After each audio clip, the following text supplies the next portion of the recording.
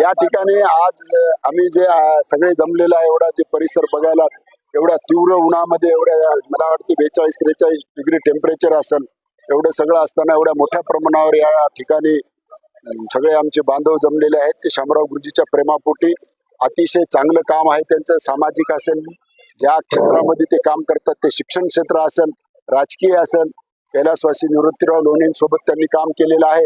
गाव लेवलला त्यांचे चिरंजीव संजय लोणेंसोबत काम केलंय. आताही त्यांच्या ह्याच्यासोबत ते काम करत आहेत. अतिशय चांगल्या प्रमाणे त्यांनी काम केलेलं आहे.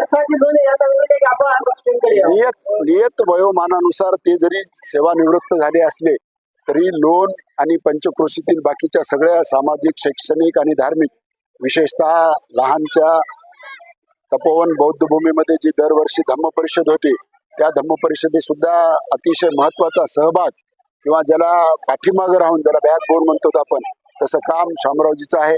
अतिशय चांगलं त्यांचं काम आहे. आणि आज ते जरी त्या मुख्य प्रवाहातून नियत वयोमानानुसार सेवानिवृत्त जरी होत असले तरी येणाऱ्या काळासाठी या परिसरात, या गावामध्ये निश्चितपणे त्यांची सेवा ही सगळ्यांसाठी लाभेल असं मी त्यांना या ठिकाणी खूप शुभेच्छा देतो. आणि त्यांचं उर्वरित आयुष्य अतिशय आरोग्यमयी, आनंदी जावो असंच या ठिकाणी त्यांना मनापासून शुभेच्छा व्यक्त करतो.